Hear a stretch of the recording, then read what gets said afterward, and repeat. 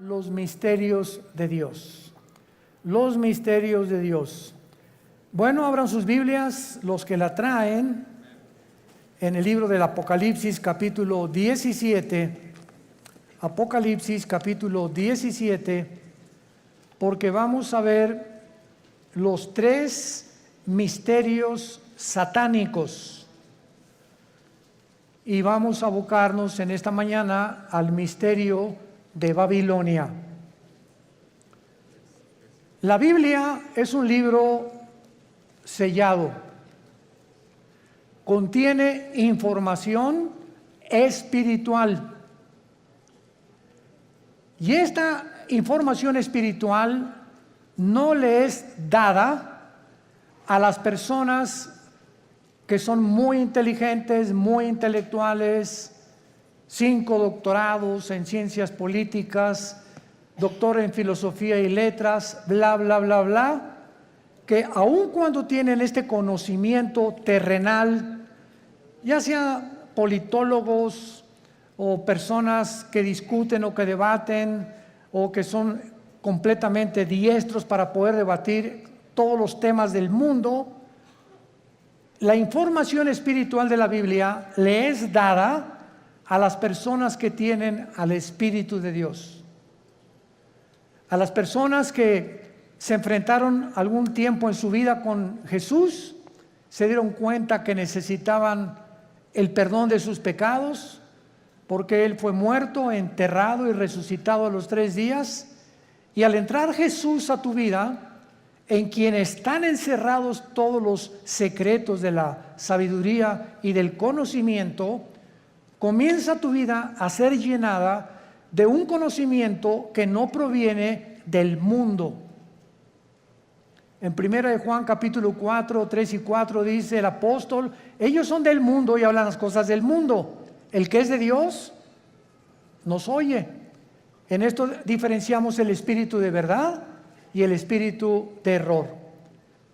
La persona natural, la persona que no tiene a Cristo en su vida, le es locura la información espiritual. En los 40 años que tengo predicando la palabra, 43 de convertido, y en todos los, se podría decir, más de 100 debates que he tenido con escépticos, agnósticos, politólogos, ateos, etcétera, etcétera, siempre me he enfrentado, cuando atacan la Biblia, preguntarles si ya la leyeron. Y créanme que casi un 80% de las personas que discuten, agreden o son hostiles a la Biblia o la critican, ni siquiera la han leído. Y cuando te dicen, ya la leí, quiere decir que comenzaron desde el Génesis. Imagínense nada más. La Biblia no se comienza a leer desde el principio, sino desde el Nuevo Testamento. Y te dicen, ya la leí, o sea, leí los 66 libros en 3 o 4 meses, y con eso ya entendieron los secretos de Dios. Qué tremendo, ¿verdad? Entonces es importante que esto lo tengamos nosotros como base, porque estos secretos que pertenecen al mundo espiritual, a Dios le ha agradado revelárnoslos a nosotros. Cuando Jesús comenzó a hablar en parábolas, Mateo 13, Marcos capítulo 4, etcétera, etcétera, les dijo a ustedes, a los discípulos, a los que me siguen, les es dado entender las cosas que estoy contando en las parábolas. Que el sembrador salió a sembrar, que el trigo, la cizaña, las aves del cielo, la tierra, etcétera, etcétera, que la gente ni siquiera entiende, tenían un trasfondo espiritual dado a los que siguen a Jesús.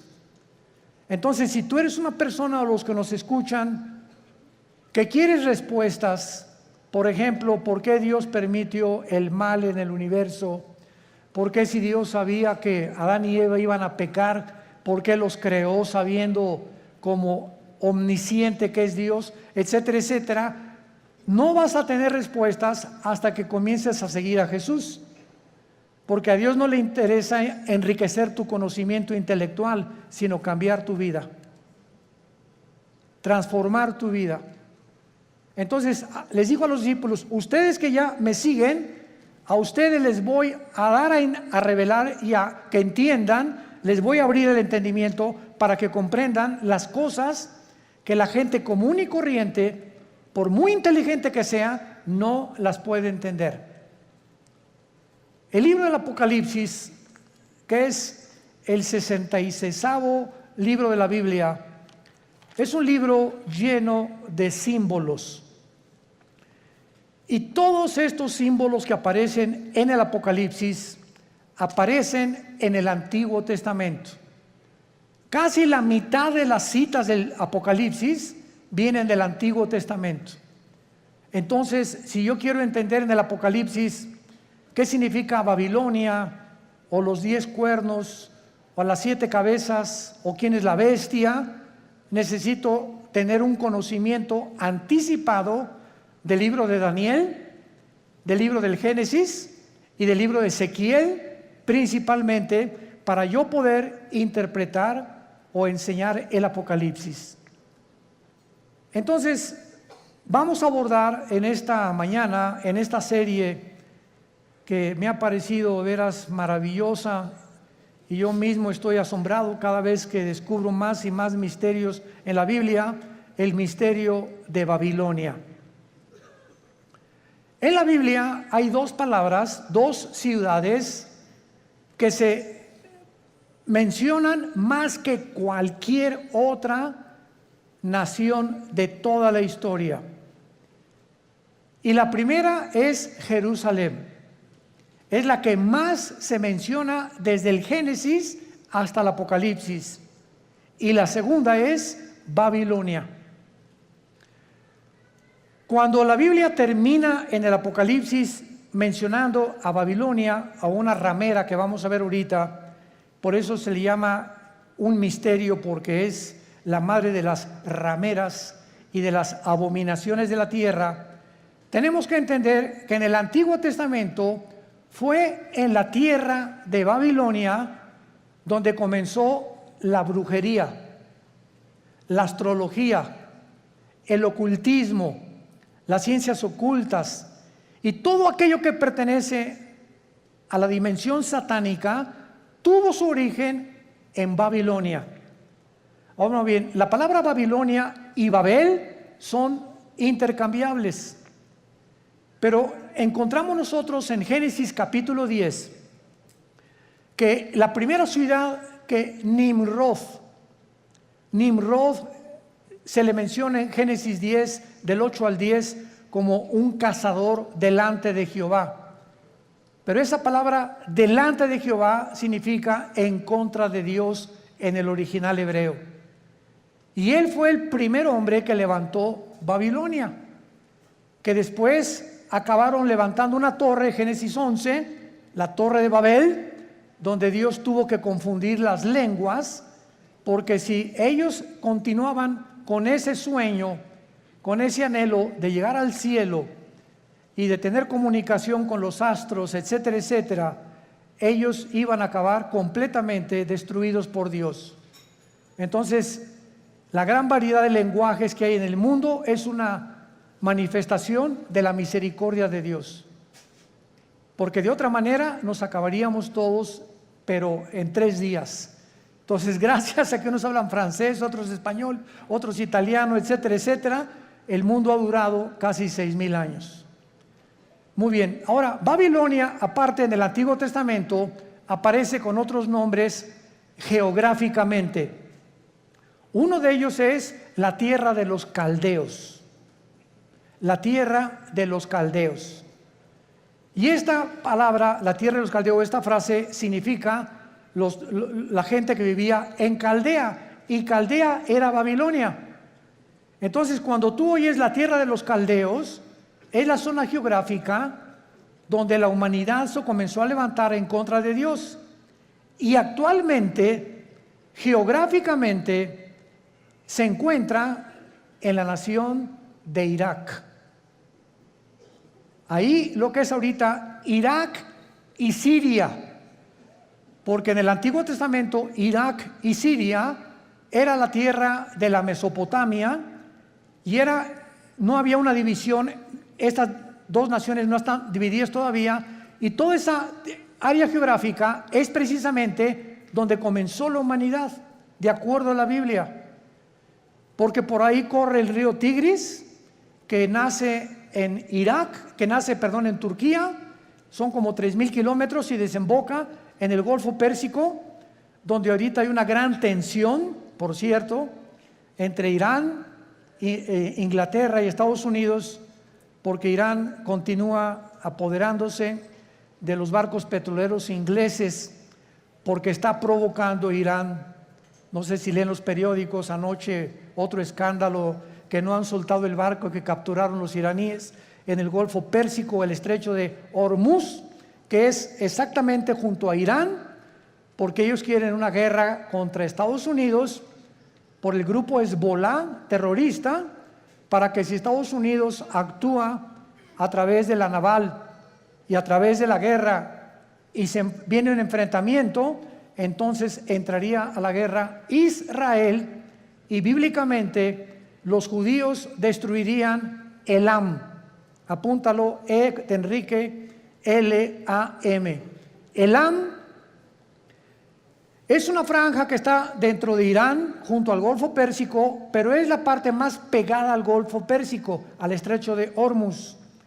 Y ahí en Elam, que pertenece a Irán, es donde se encuentran los reactores nucleares más poderosos de Irán. Ahí están las centrifugadoras del uranio 235, que es el elemento químico para producir la bomba atómica o las bombas nucleares. Entonces, de acuerdo a la Biblia, en el libro de Jeremías y en el libro de Ezequiel, se profetizó hace 2500 años que Elam iba a ser destruido, no Irán, porque Irán va a sobrevivir a la guerra de Ezequiel 38 cuando se una con Rusia y Turquía para destruir Israel, cosa que no lo van a lograr. Entonces, Babilonia significa confusión. Confusión. Otras traducciones la han puesto porque en la Torre de Babel querían ellos tener una puerta para con Dios. Querían que era una puerta al cielo que los iba a comunicar con los dioses.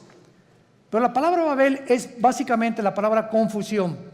Entonces vemos que nosotros, que desde el principio de la humanidad hasta el final de la humanidad, los seres humanos vivirán confundidos sin Dios. Esto es lo interesante de por qué aparece otra vez la palabra confusión al terminar el Apocalipsis, relacionado con las religiones. Porque aquí vamos a encontrar a una mujer, y las mujeres en la Biblia siempre han representado dos cosas espiritualmente nada más. Encontramos, ¿verdad?, a las mujeres que representan la iglesia, porque la iglesia se le compara con una mujer, y la otra Jezabel, o la gran ramera, que representa las religiones o la falsificación del camino a Dios, que es lo que querían hacer con la Torre de Babel. Y antes de entrar al capítulo 17 de Apocalipsis, quiero que vean otra cosa en el capítulo 9 de Apocalipsis. Rápidamente regresen al capítulo 9 y vean ustedes algo tremendo. Vemos nosotros en la sexta trompeta, Apocalipsis 9, versículo 13 en adelante, de qué manera se describe en la sexta trompeta uno de los ríos que atraviesan Babilonia.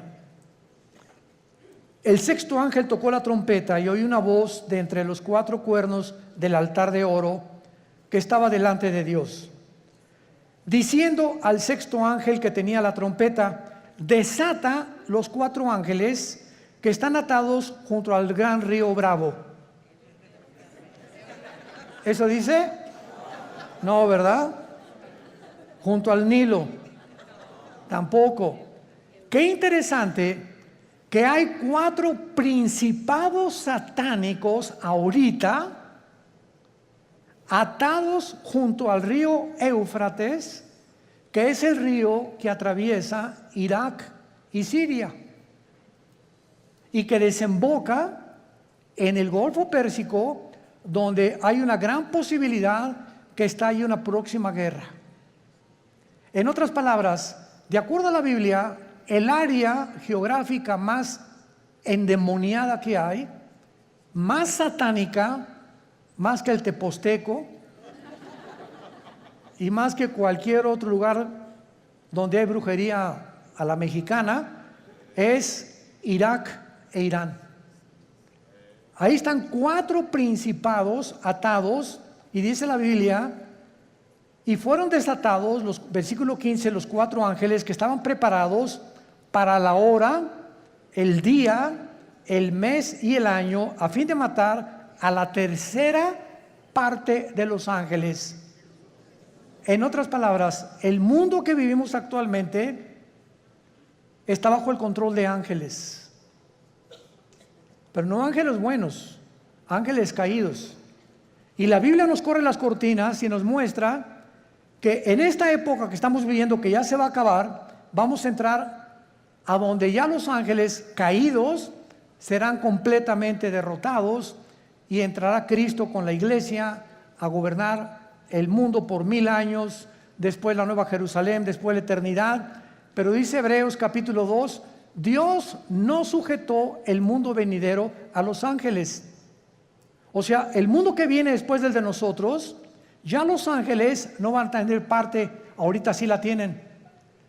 Y esto lo explica el capítulo 10 de Daniel, el capítulo 7 de Daniel, el capítulo 2 de Daniel, Ezequiel capítulo 28, Isaías capítulo 14, etcétera, etcétera, donde cada nación, Grecia, Egipto, los medos, los persas, los romanos, los babilonios, todos tenían ángeles que les decían a los gobernantes lo que tenían que hacer. Y eso el mundo pues no lo sabe, ¿verdad? Por eso se nos manda a orar por nuestro gobierno, porque hay ángeles que están influenciando tremendamente los asuntos del mundo terrenal donde tú y yo vivimos. Muy bien, vayamos pues a Apocalipsis 17 y veamos este conflicto y este misterio que vamos a resolver, que es el primero de Babilonia. Vino entonces uno de los 7 ángeles que tenían las 7 copas y habló conmigo diciéndome: ven acá, te mostraré la sentencia contra la gran ramera, la que está sentada sobre muchas aguas. Brínquense al versículo 18. ¿Quién es la ramera? Y la mujer que has visto es una ciudad. ¿Ven cómo la Biblia se interpreta a sí misma? No es de interpretación privada la Biblia. La misma Biblia se interpreta a sí misma. Y la mujer que has visto es la gran ciudad que reina sobre los dioses de la tierra. O sea, antes de seguir abordando, la Biblia profetiza en este capítulo que vendrá una ciudad que se va a levantar en el mundo religiosa. Y que esta ciudad religiosa está mezclada con la política. Y que al mismo tiempo esta ciudad va a gobernar la política durante 3 años y medio, y la política que va a reiniciarse con el anticristo va a matar a la mujer, o sea, va a incendiar esta ciudad, y entonces los últimos 3 años y medio de la gran tribulación vendrá la persecución del anticristo. Entonces, los primeros 3 años de la tribulación, la persecución es religiosa. Y los últimos 3 años es política. Y esto es interesantísimo, porque la unión de la religión con la política ha sido durante toda la historia. Un ejemplo, para que no se empachen. ¿Cuáles son los 2 poderes que mataron a Cristo? Los 2 espíritus que mataron a Cristo. El espíritu religioso, no fue el espíritu comunista, ni socialista, ni el espíritu ateo, fue el espíritu religioso y el espíritu político. Cuando salió Pilato ante el pueblo le gritaron los líderes religiosos: crucifícale. El poder religioso, representado por los fariseos, influyó en el poder político de Pilato. Él representaba como procurador, y Pilato se lavó las manos y dijo: es que yo no encuentro ningún mal en este hombre. Y entonces ellos comenzaron a gritarle: crucifícale, crucifícale y entréganos a Barrabás. Porque la costumbre era que cada Pascua se soltara a un preso político. Entonces vemos nosotros cómo el poder político cede a la presión del poder religioso, y entre los dos se encargan de matar al Mesías del mundo. Y desde entonces, antes y por toda la historia, vemos todos los emperadores con brujos. Siempre los emperadores y los presidentes y los gobernadores siempre han tenido personas del mundo del ocultismo. Dichosos los que se han salvado y han tenido cristianos de consejeros, pero siempre han estado consultando a los brujos, a los astrólogos, a los ocultistas.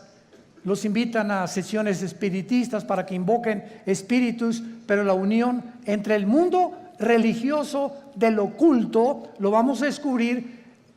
El mundo religioso pertenece al ocultismo. Se van a sorprender de muchas cosas, y por eso es tan satánico, porque es el que controla el gobierno político. Y así ha sido durante toda la historia. Y cuando el anticristo, antes de que él pueda tomar el poder del mundo, va a necesitar, Apocalipsis 13, al falso profeta.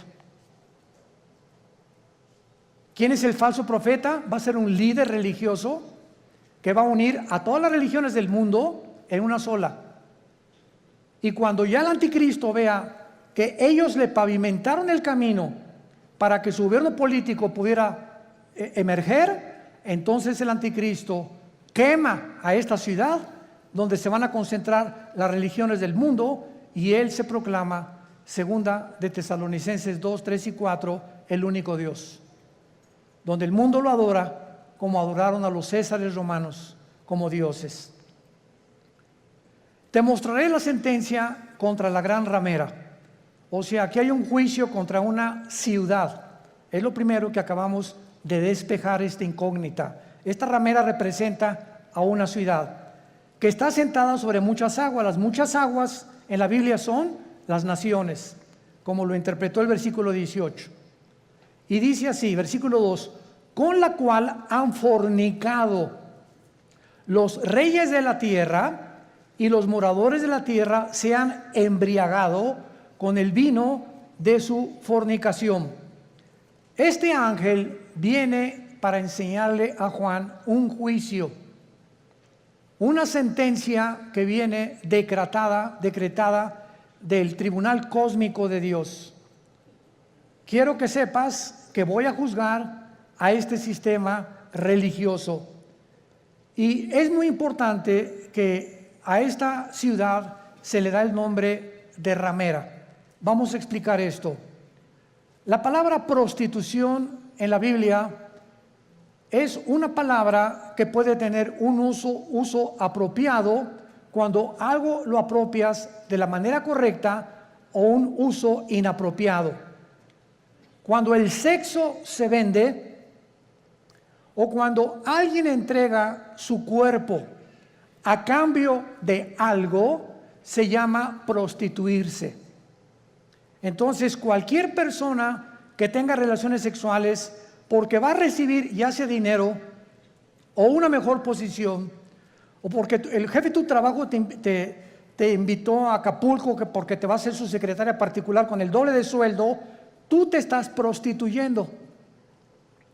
Pero no solamente en ese aspecto se puede usar la palabra prostituirse, también se puede usar en el ministerio cristiano. Cuando, por ejemplo, un pastor sabe que un miembro de su iglesia vive en adulterio, y viene la esposa y nos dice: mi esposo vive en adulterio, pero resulta que don Pancho, el que vive en adulterio, el gordito rabo verde sinvergüenza, fue el que puso el techo de la iglesia y es el que más diezmos está dando. Entonces, si un pastor, por saber que don Pancho es el que más económicamente está ayudando a la iglesia, y ese pastor no disciplina a don Pancho, ese pastor es un prostituto.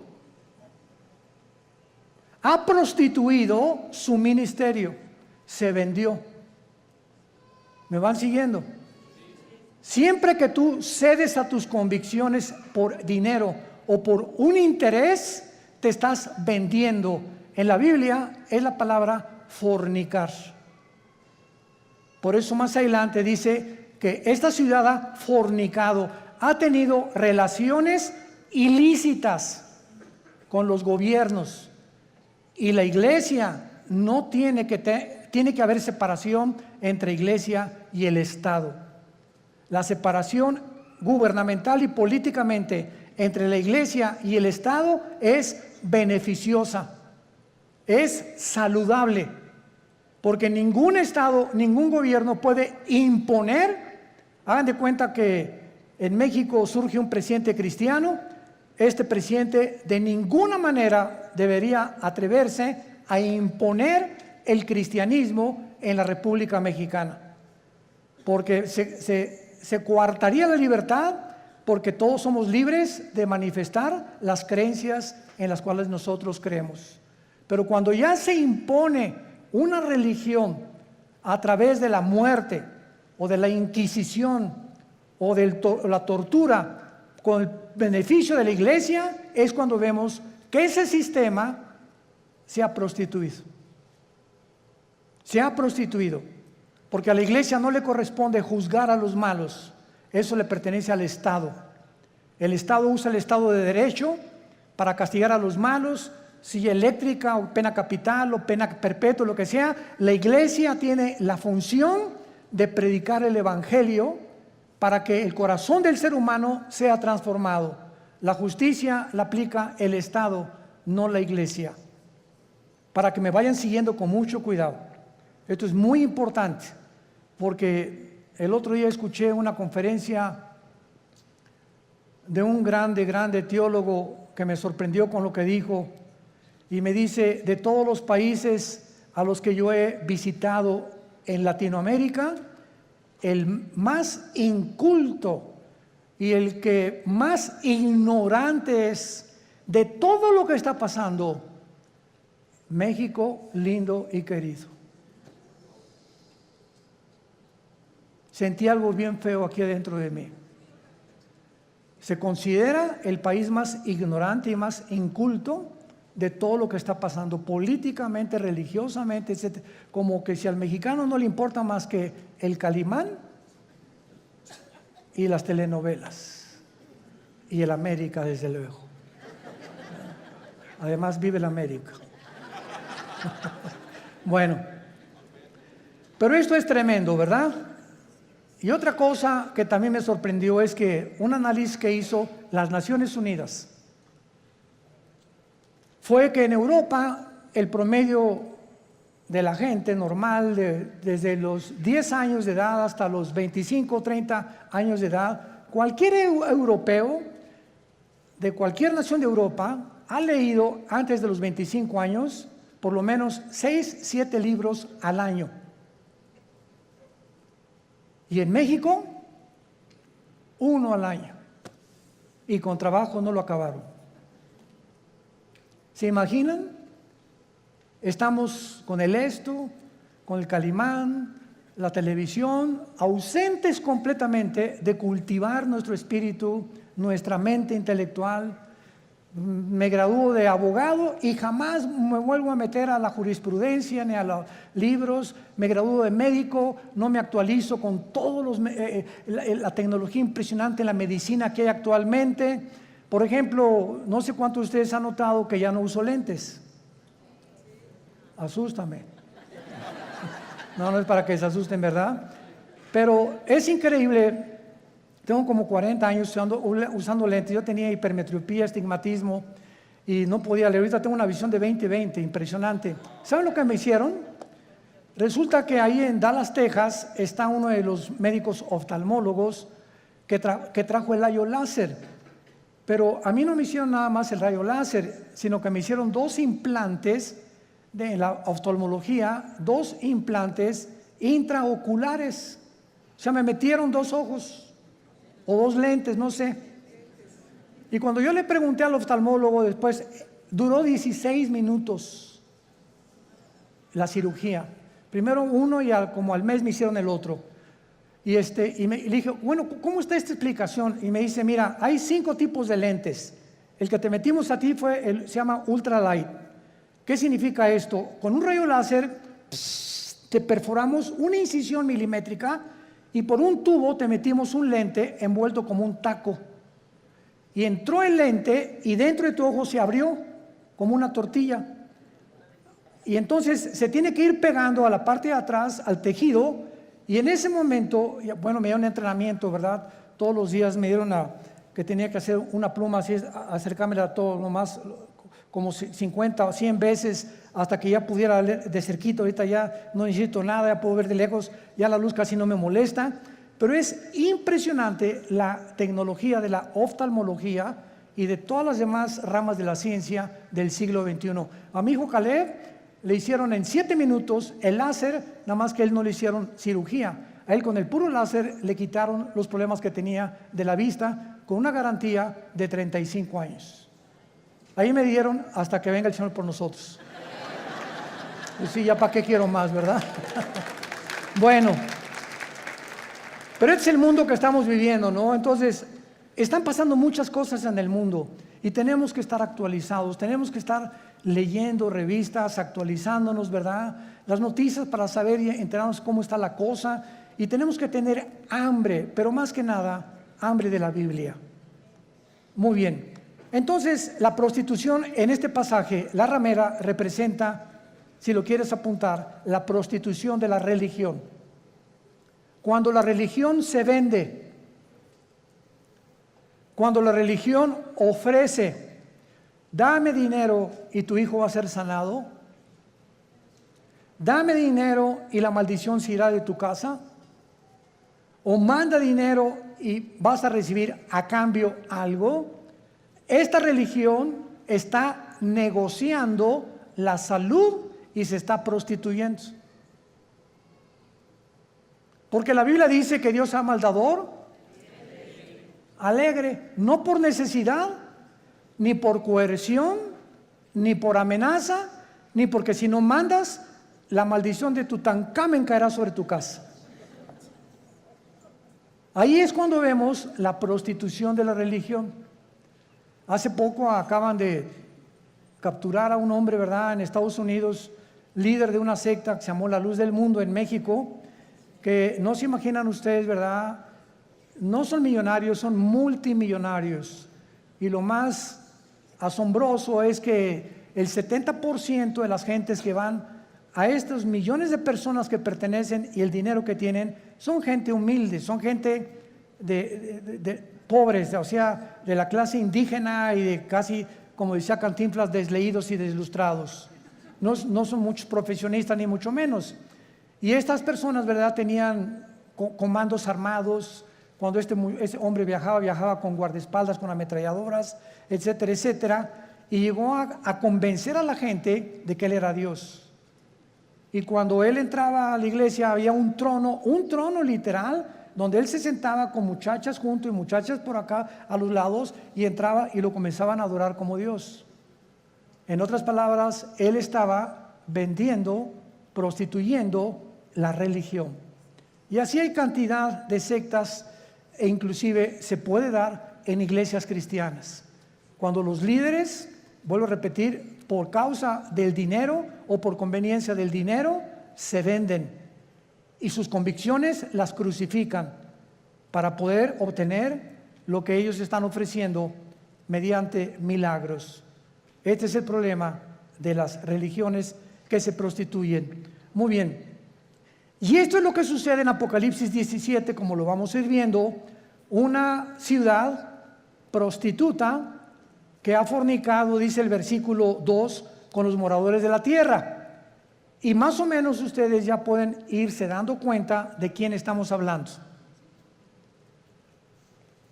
La única, para que ustedes estén enterados sin afán de ofender a nadie, la única religión que existe en el mundo, la única que tiene un lugar en las Naciones Unidas es Roma.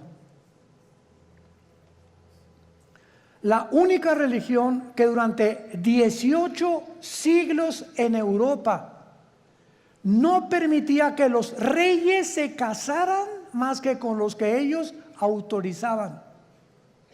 La única religión que exigió que si no te convertías a Roma durante 350 años, nombró un papa a Torquemada, un hombre español, con la Inquisición, donde los abrían los cuerpos, les quitaban el pelo, los rapaban, pero con todo y la piel, les sacaban los ojos, los sentaban en estacas, los quemaban vivos a judíos y a cristianos, porque no aceptaron que Roma es la única religión que salva.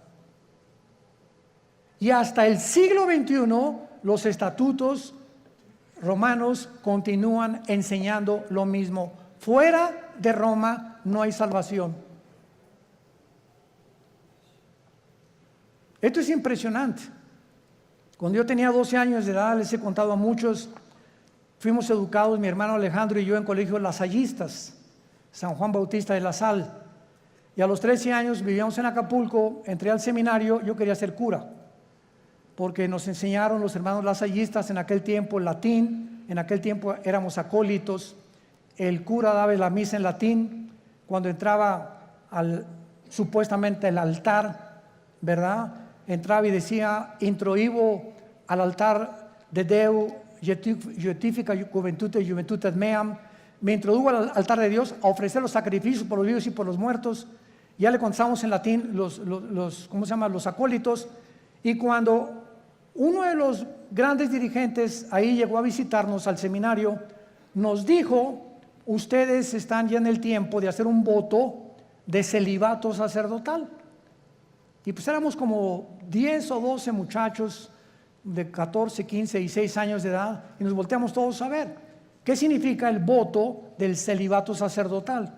Entonces nos dijo este prelado religioso, significa que ustedes tienen que hacer un voto que nunca se van a casar y que su única fidelidad va a ser a Roma, nada más. Oiga, ¿y por qué no quiere que nos casemos? Porque si se casan, el dinero lo gastan en la familia y ya no lo mandan a Roma. Esa es la razón por la cual no les conviene que se casen. Cuando la Biblia ordena, 1 Timoteo capítulo 3, en cualquier Biblia que veas, que los que sirven a Dios de tiempo completo se casen, a menos que tengas el don de continencia. Pero esto es increíble. Ahí fue cuando yo me decepcioné, ¿verdad?, de la religión. Lloré, le dije a mi papá, ya no creo en nadie, y me hice ateo.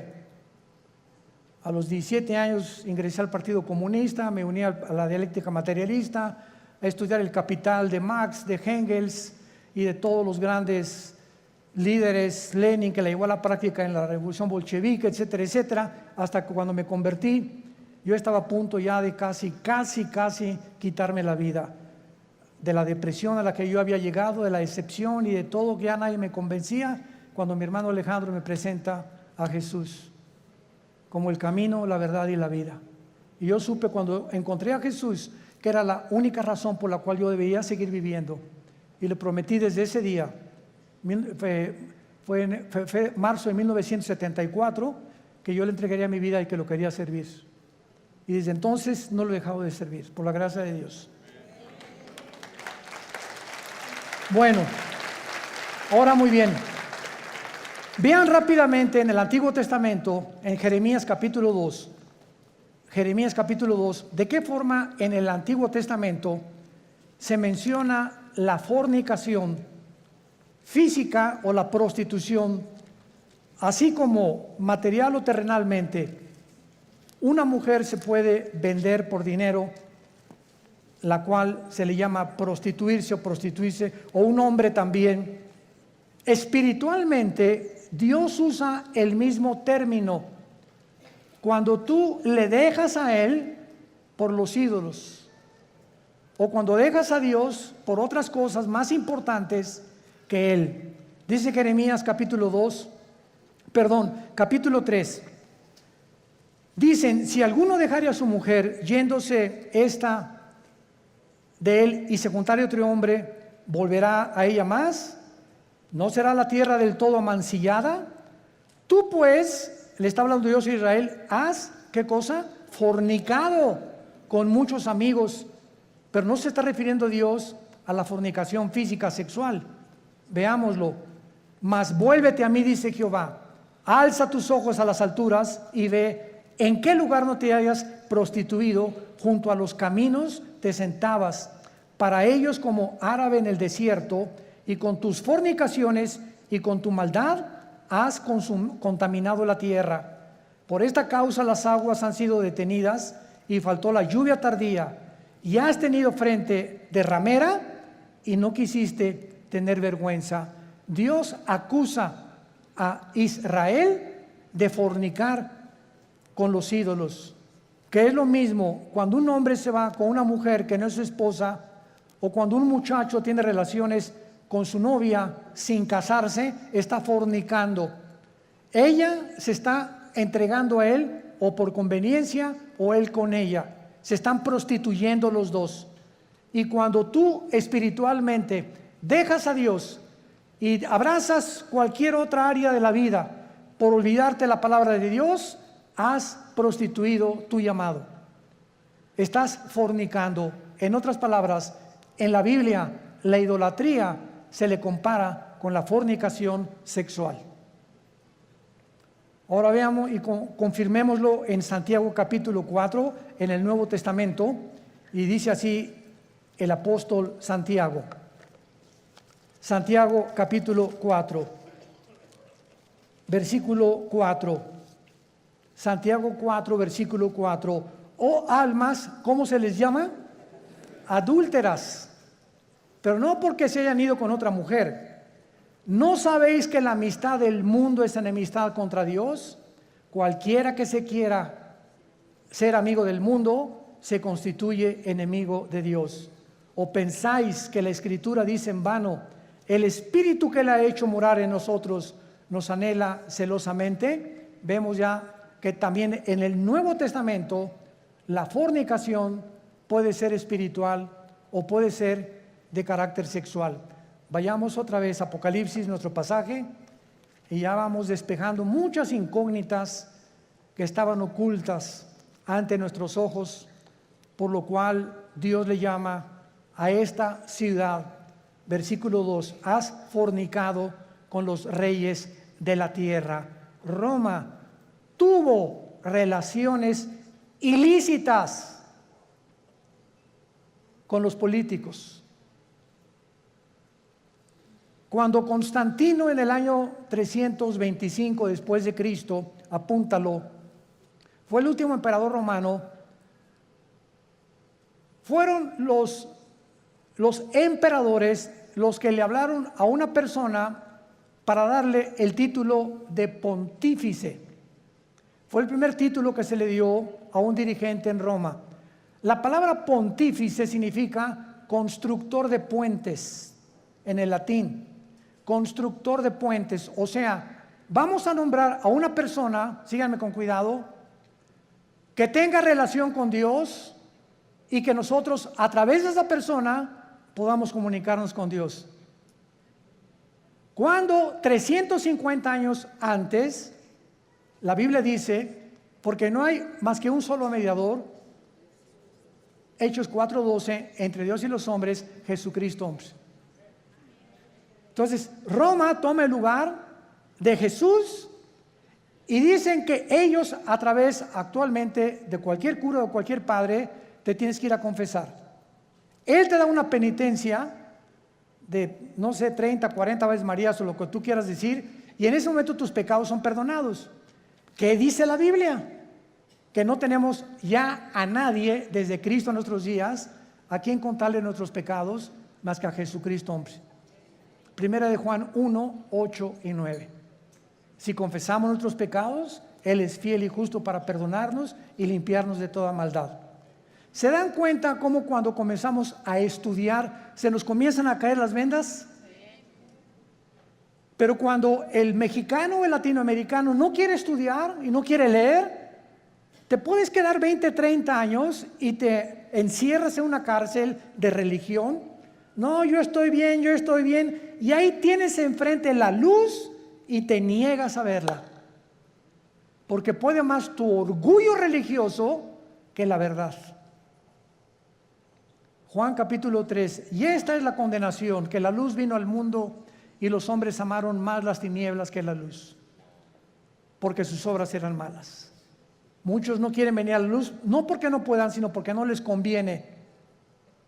Prefieren permanecer en esa cárcel que salir de esa cárcel y servir al Dios vivo y verdadero. Veamos ahora en segundo lugar que dice el versículo 2, que esta relación ilícita que le llama fornicar con los reyes de la tierra, o sea, una relación política religiosa que no debe existir. Los moradores de la tierra se han embriagado con el vino de su fornicación. La palabra embriagarse, ustedes saben, es emborracharse, pero no con tequila herradura, ni con mezcal, sino aquí también se usa en el sentido que la religión embriaga a las personas, las emborracha, les nubla el entendimiento y los convierte en ovejitas con un pastor ciego. Entonces, cuando tú estás en algún movimiento religioso y abundan en el mundo entero y no entiendes, ni lees, ni conoces, sigues como borrego, simplemente porque pues ahí va tu familia, o porque ahí van tus amigos, o porque te cautivó esa persona que se dicen dioses, etcétera, etcétera, estás como borracha. Caes en una trampa tremenda. ¿Se acuerdan de Jim Jones? 1978, que se llevó a 1,000 personas a la Guyana junto a Venezuela. ¿Se acuerdan de David Koresh, que en Waco, Texas, dijo que él era el ángel del Apocalipsis? ¿Se acuerdan de Juan Carlos Miranda, recientemente, que dijo que él era primero el anticristo, pues que era Jesucristo? Y así este señor de la luz del mundo, que dijo que él era también el único que debían de adorarlo, y cuando llevaba en su haber 7 o 4 niñas violadas. ¿Qué le pasa al mundo? Te puedes preguntar, ¿no? O sea, qué fácil somos engañados, qué fácil es caer en una secta por no estudiar. Mi pueblo pereció porque no tuvo conocimiento. ¿Ven la importancia de prepararnos?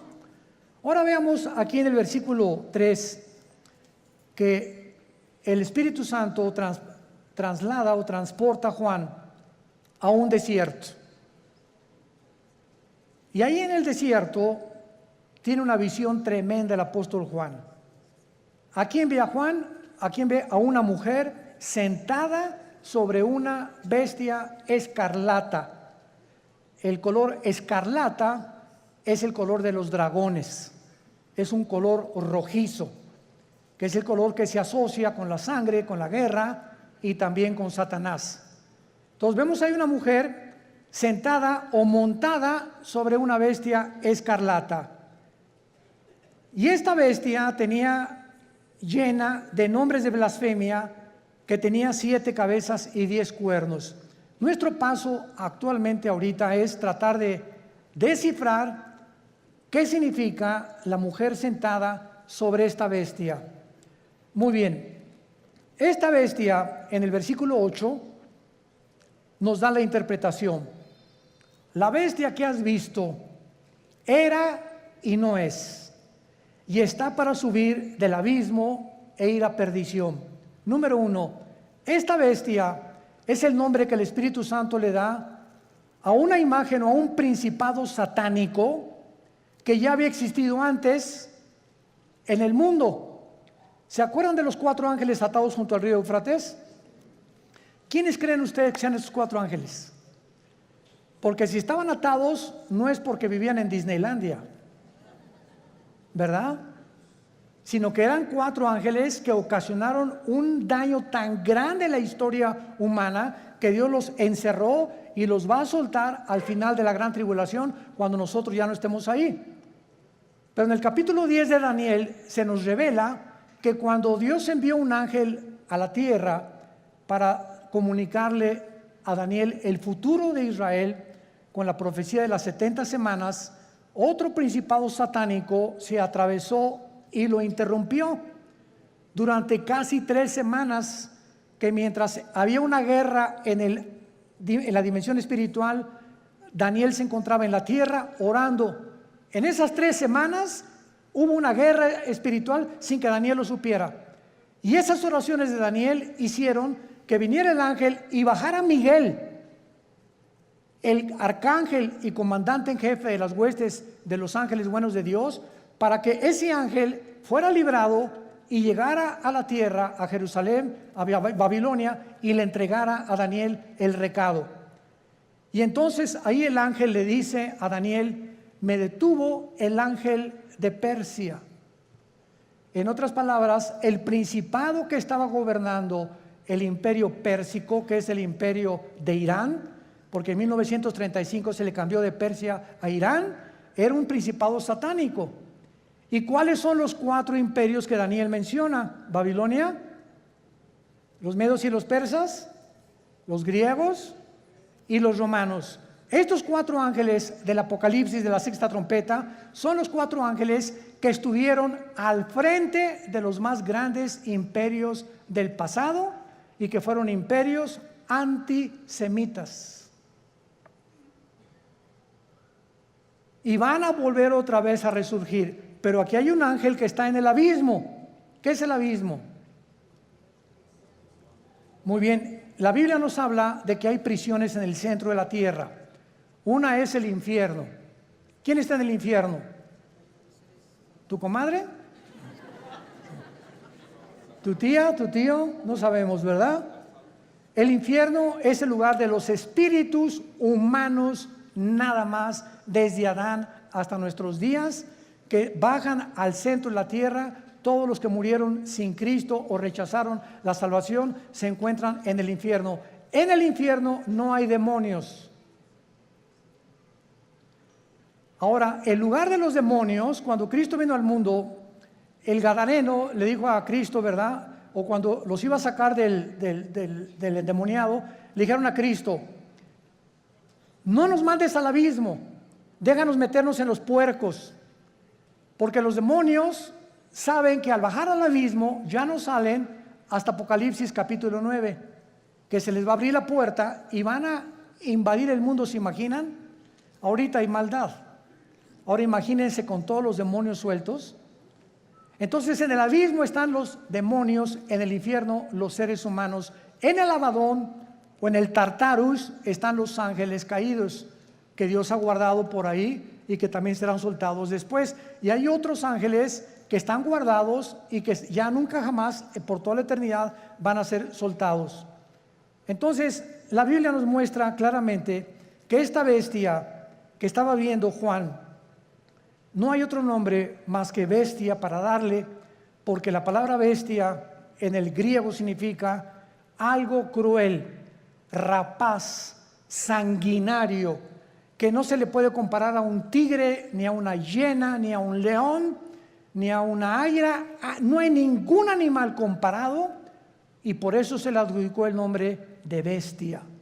Y esta bestia es el anticristo. ¿Qué nos dice la Biblia? Que cuando surge el anticristo, que lo más seguro es que el diablo va a tener relaciones con una prostituta. Y de esta relación van a ser el anticristo. ¿Cuándo entra el espíritu al cuerpo humano?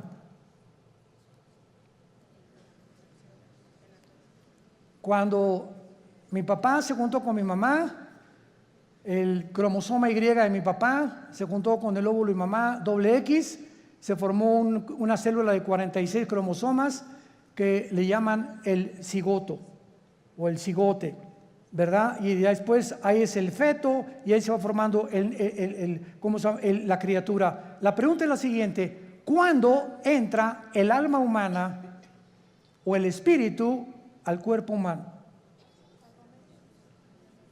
Esta pregunta ha hecho que los mismos científicos estén debatiendo actualmente cuándo se aborta y cuándo no se aborta. No hay ningún médico, ningún doctor, ningún genetista, ningún ginecólogo, nadie que te pueda decir cuándo comienza la vida. Y por eso se ha dado especulaciones. No, puedes abortar a las 3 semanas, a los 2 meses, al mes. Y las leyes en diferentes naciones cambian de acuerdo a la perspectiva y la opinión de tales o cuales médicos. Pero en el Salmo 139, escrito hace 3000 años, escribió Dios: mi embrión vieron tus ojos. Es en el momento de la fertilización, señores médicos que nos acompañan. Es en el momento de la fertilización cuando el cromosoma de mi papá fertilizó el óvulo de mi mamá. En ese momento Dios nos considera seres humanos completos, con toda la información genética, aunque no se haya desarrollado el corazón ni el hígado ni mucho menos, pero en ese momento ya estamos potencialmente completos como seres humanos. Así que a los 2 o a los 3 días ya se le llama aborto. Porque es Dios el que determina cuándo comienza la vida. Bueno, vamos a dejar hasta acá nuestro estudio. Tenemos, ni modo, me tengo que ir, tengo que volar yo, así que bye bye. Ahí alcánceme al aeropuerto, ¿verdad? Y seguimos hablando, pero vamos a continuar con estos estudios maravillosos. Y te damos gracias, Señor, por tu palabra en esta mañana.